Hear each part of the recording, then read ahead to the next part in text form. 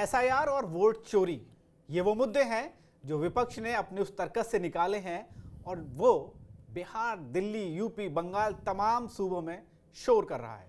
इसी बीच राहुल गांधी, अखिलेश यादव, तमाम नेताओं ने चुनाव आयोग, बीजेपी पर खूब गंभीर आरोप लगाए। फिर बीजेपी के कुछ नेताओं ने मोर्चा संभाला, उसमें अनुराग ठाकुर और असीम अरुण। असीम अरुण ने लगातार ये कहा, अनुराग ठाकुर भी इससे पहले कह चुके थे कि रायबरेली, कन्नौज, कई जगह पर वोट चोरी हुई है और विपक्ष के कद्दावर नेता हैं वो उसी वजह से जीते हैं। अब असीम अरुण वीडियो के साथ आए हैं, कुछ तथ्यों के साथ आए हैं। अखिलेश यादव के कुछ करीबियों के साथ उन्होंने सबूत लाए हैं कि इनके 4-5 जगह वोट हैं और किस तरह से कन्नौज में वोट की चोरी हुई है, हेराफेरी हुई है। बात कन्नौज में समाजवादी पार्टी द्वारा वोटों की धांधली हो रही है, तो इसके ऊपर थोड़ा सा अनुसंधान हमने किया और एक बहुत महत्वपूर्ण तथ्य मैं आपके सामने इस वीडियो संदेश के माध्यम से रखना चाहता हूं। लेकिन उससे पहले कहना चाहूँगा कि मैं पूरी तरह इलेक्शन कमीशन का समर्थन करता हूं, जो कोशिश कर रही है चुनाव प्रक्रिया की बची हुई कमियों को दूर करने के लिए। सबसे बड़ी कमी बची हुई है वोटर लिस्ट की शुद्धता ना होना। भारी संख्या में गलत नाम जुड़े हुए हैं वोटर लिस्ट में। एक एक व्यक्ति ने 2-2, 3-3 बार नाम लिखा रखे हैं और इसका मैं बहुत ही पुख्ता उदाहरण जांच परख करके प्रमाणित करके इसको प्रस्तुत कर रहा हूं। सबसे पहला, नवाब सिंह यादव, जिसको मिनी सीएम कन्नौज में कहा जाता था, समाजवादी पार्टी के समय ब्लॉक प्रमुख अखिलेश यादव जी का राइट हैंड मैन। 2024 के चुनाव में नवाब सिंह अखिलेश यादव और राहुल गांधी के मंच के ऊपर खड़ा हुआ था। 2024 के वोटर लिस्ट का जब हम परीक्षण करते हैं तो पाते हैं कि बूथ संख्या 233 अड़ंगापुर पे नवाब सिंह यादव का नाम दर्ज है। और इसी साथ साथ 2024 के ही चुनाव में सेम लोकसभा, सेम विधानसभा, बूथ संख्या 299 प्राथमिक विद्यालय ग्वाल मैदान पे भी इसका नाम दर्ज है। इसका छोटा भाई वीरपाल यादव पुत्र चेतराम, इसके भी 2-2 वोट बने हैं एक ही चुनाव में। एक अड़ंगापुर में बूथ संख्या 233 और दूसरा ग्वाल मैदान में बूथ संख्या 300 पे। तीसरा भाई इनका कल्याण सिंह पुत्र चेतराम, अड़ंगापुर बूथ संख्या 233 पे भी इनका वोट है और ग्वाल मैदान बूथ संख्या 300 पे भी इनका वोट दर्ज है। पुनः याद दिलाऊं कि ये 2024 की ही वोटर लिस्ट है, जिसमें कि एक ही चुनाव में, एक ही लोकसभा में, एक ही विधानसभा में 2-2 जगह पे इनका वोट दर्ज है।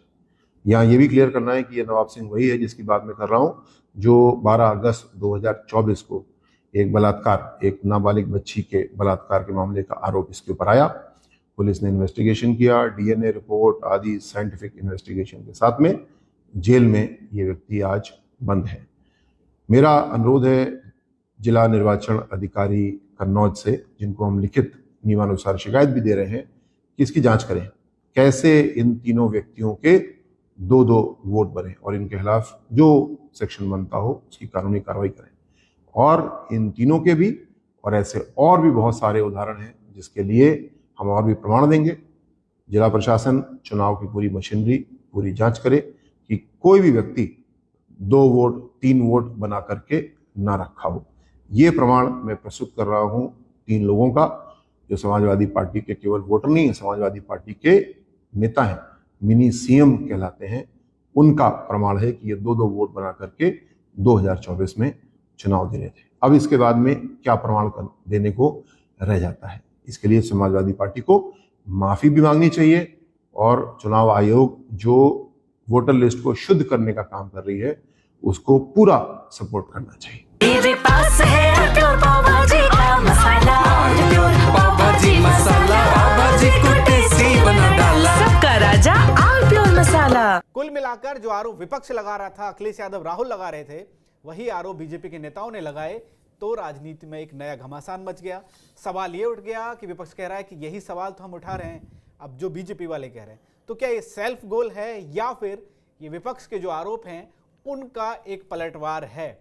इस बयान के या इस विरोध के या फिर इस मुद्दे को उठाने के मायने क्या हैं जो असीम अरुण ने उठाया है? इसी पर चर्चा के लिए मेरे सहयोगी पुष्कर जी हैं। सर, अभी तक तो यही होता था कि विपक्ष के तमाम नेताओं ने उठाया, लेकिन अनुराग ठाकुर के बाद असीम अरुण का ये मुद्दा उठाना, आपको क्या लगता है? असीम अरुण का मुद्दा तो कई दिन से उठा था, फिर उसके बाद अखिलेश और उनमें ट्विटर वॉर भी चल गया, मतलब सोशल मीडिया वॉर भी हो गया। हलफनामा आज दे दिया है असीम अरुण की तरफ से। भाजपा जिला अध्यक्ष कन्नौज ने हलफनामा दे दिया है। बड़ा मामला है।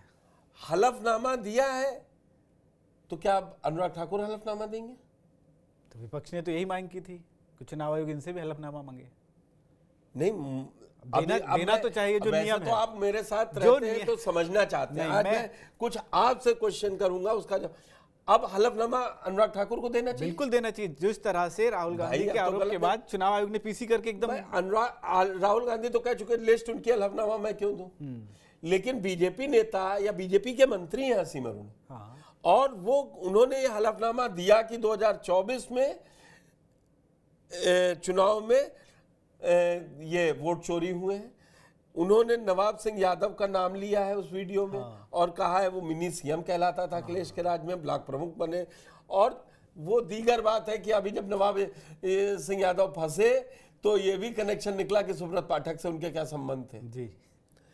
लेकिन अब बड़ा सवाल ये है कि अगर वोट चोरी हलफनामे के साथ दे रहे हैं तो फिर अखिलेश यादव और राहुल गांधी जो उठा रहे हैं मुद्दा, ये तो तय हो गया कि अब तो सत्ता पक्ष भी मान रहा वोट चोरी हुई है।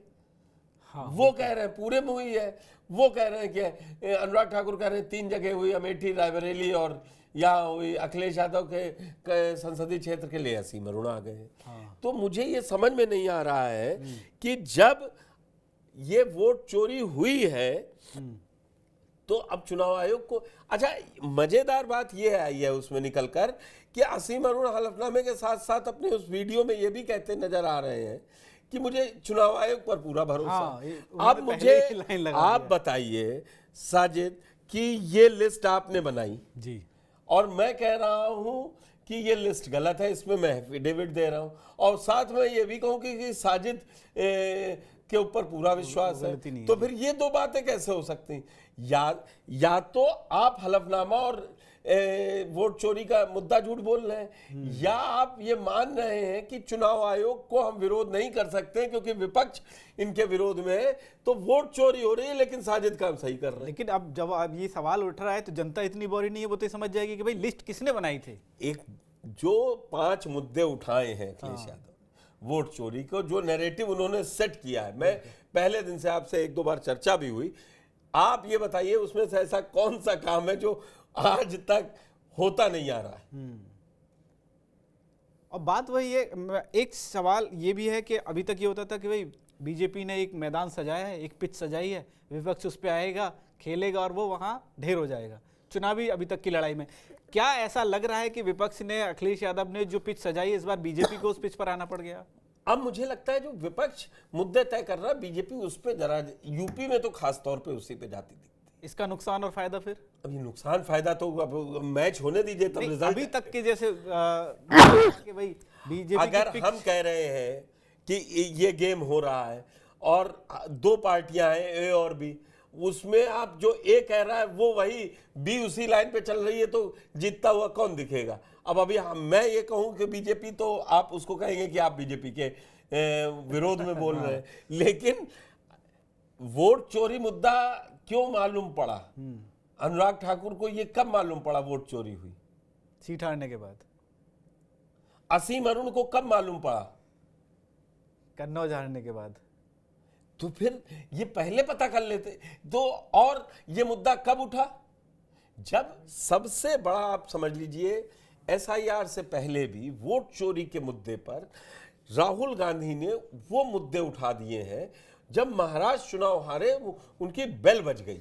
अच्छा, अब हंसी मजाक या तमाम चीज़ों से अलग सीरियस बात पे अगर हम ये करें कि अखिलेश यादव अगर वोट चोरी से जीते हैं, राहुल गांधी, प्रियंका गांधी जिस तरह से बीजेपी की तरफ से आरोप, वो तो बड़ा, अब अगर यही आरोप अगर कांग्रेस कहती है या अजय राय कह रहे हैं कि बनारस में भी वोट चोरी हुई है, तो फिर तो मामला फंस जाएगा। अब इस पे ज्ञानेश कुमार जी जवाब देंगे, पुष्कर चौहान ना देंगे। मैं वही कह रहा हूँ ना कि फिर तो चुनाव आयोग फंस जाएगा।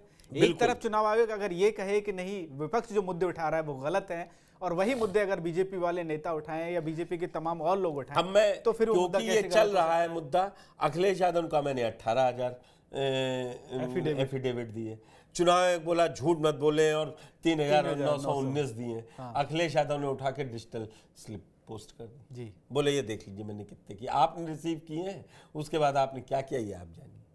और उसके बाद आनंद फानंद में देखिए 4 डीएम से कहलवा दिया, 3 डीएम से, उसके बाद फिर शांत है। और वो अब डीएम भाई 3,919 के ही जवाब दीजिए ना। हाँ, इसमें पहली बार- चुनाव आयोग बुरी तरीके से फंस चुका है। अब रिपोर्ट आ रही है, मैं पेपर का नाम नहीं लूंगा, आज छपी है फुल फ्रंट पेज खबर कि जीत के मार्जिन से ज्यादा के वोट कटे हैं बिहार में। तो एसआईआर और वोट चोरी एक बड़ा मुद्दा बन रहा है और बन चुका है, लेकिन आंकड़ों के अखाड़े में चुनाव आयोग दोनों तरफ से फंसता हुआ दिखाई दे रहा है। अब और साथ में वो सियासी पार्टी भी जो लगातार चुनाव आयोग का बचाव कर रही थी, अब वो किस तरह से बचाव करेंगी ये भी देखने वाली बात होगी। और इन आंकड़ों का अब चुनाव आयोग किस तरह से जवाब देगा, असीम अरुण ने जो लकीर खींची है उसके बाद ये लड़ाई और कहां तक जाएगी ये भी देखने वाली बात होगी। फिलहाल इस खबर में इतना ही। इस पर क्या है आपकी राय, हमें कमेंट बॉक्स में जरूर बताएं।